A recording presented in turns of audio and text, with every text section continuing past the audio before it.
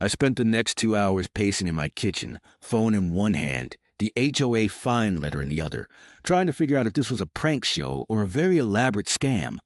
I even looked for hidden cameras in my potted plant. Nothing. Just me, a half-eaten slice of pizza, and a nightmare wrapped in legalese.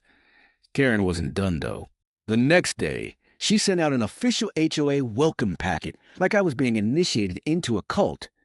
It included a handbook titled Living the Willow Creek Way, a color chart for acceptable front door paint options. Spoiler, only beige 5 shades of it, and a magnet that said, Proud HOA member, obey.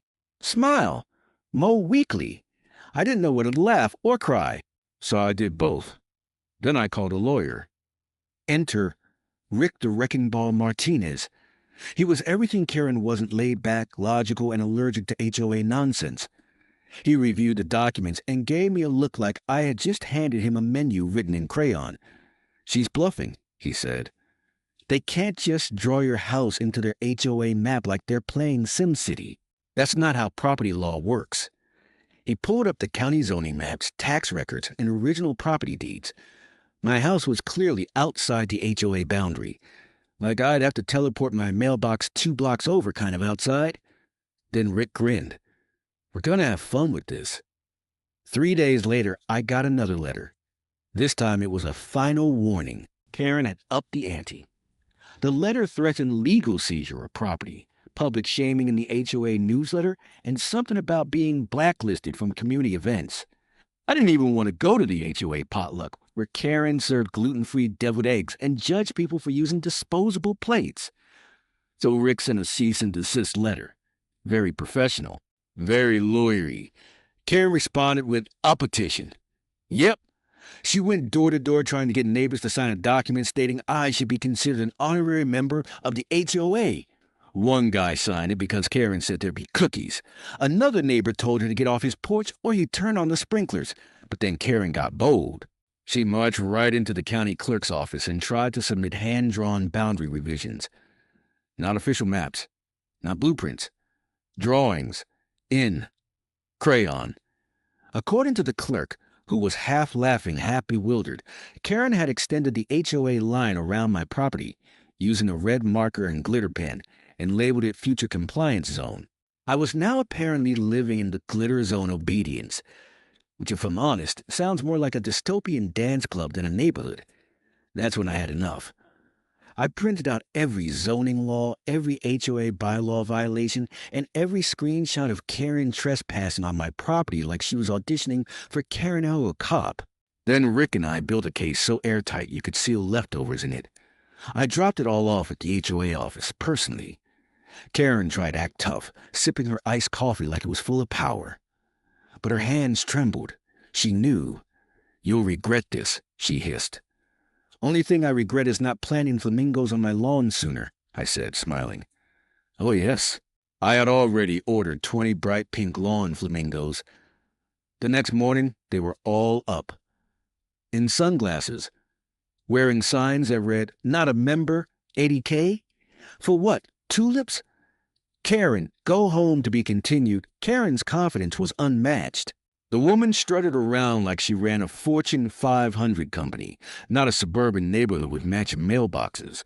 But after Rick, the Hawaiian-shirted, iced tea-sipping legal powerhouse, sent that cease and desist, I could feel the shift. Her fake confidence started to crack. Still, she wasn't going down without dragging everyone into her HOA-fueled fantasy world.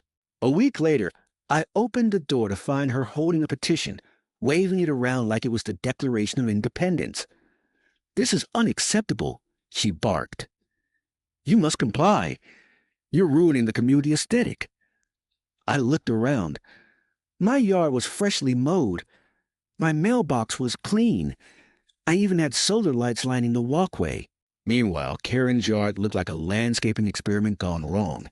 Half rock garden, half dead tulips. I'm not part of your community, Karen, I said calmly. You live here, don't you? She snapped, eyes wild. Yeah, and you live near Taco Bell. That doesn't mean you get free chalupas. Her eye twitched. She didn't laugh. Instead, she stormed off with the energy of a toddler denied candy. The next morning, I woke up to folding chairs on my lawn. Karen had set up a meeting on my lawn. Plastic tables, jugs of lemonade, HOA flyers. She even brought a megaphone. At 8 a.m. on a Saturday, this was war. So I flipped on the sprinklers. Full blast. The moment the water hit the first guest, it was chaos. Karen shrieked. One guy slipped on wet grass and dropped a tray of gluten-free muffins, and the HOA treasurer yelled, "My khakis!" Karen, soaked and furious, ran off screaming, "I'll have you evicted." Yeah, from my own property. My neighbors? They clapped. Turns out Karen had been terrorizing the whole street for years. Someone actually shouted, "You go, sprinkler guy." But she wasn't done. A few days later, Rick called. "Boss," he chuckled, "you're going to want to hear this." Karen had gone full supervillain. She submitted altered maps of the county, literal drawings, with highlighter, glitter, and something that might have been macaroni glue. She had expanded the HOA borders by hand, drawing my property into a red zone she labeled mandatory compliance area. She even put a star on my house and labeled it problem lot. The county clerk called me, barely holding in laughter. "Sir, did you recently upset someone named Karen?" "Yeah," I replied. "How could you tell?" She handed in a map that looks like it was made during arts and crafts time at summer camp. "We'll be, disregarding it." That was the final straw.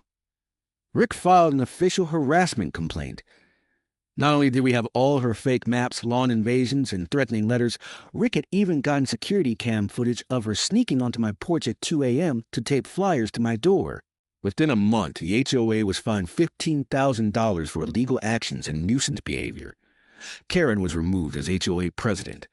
Apparently, the board had been itching to boot her for years, but nobody had stood up to her. I had accidentally become the hero of Willow Creek. So, I threw a party. Right on my Karen-free lawn. We had tacos, a bounce house, for adults, don't judge, a karaoke machine, and a DIY piñata shaped like a beige mailbox. And the flamingos? Oh, they were out in full force.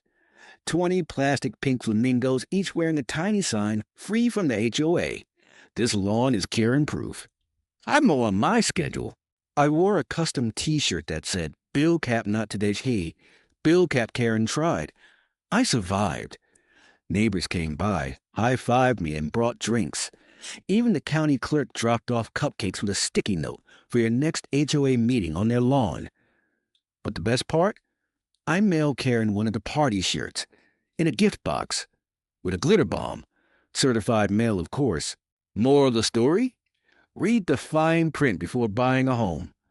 Don't let anyone bully you with nonsense bureaucracy. And never, ever mess with someone who has a lawyer, lawn flamingos, and zero patience for HOA nonsense. If you enjoyed this story, hit that like button and subscribe for more crazy neighborhood drama. Trust me, you don't want to miss what happened when Karen tried to reclaim the community pool. That one involves pool noodles, a drone, and 3 angry chihuahuas. Stay tuned.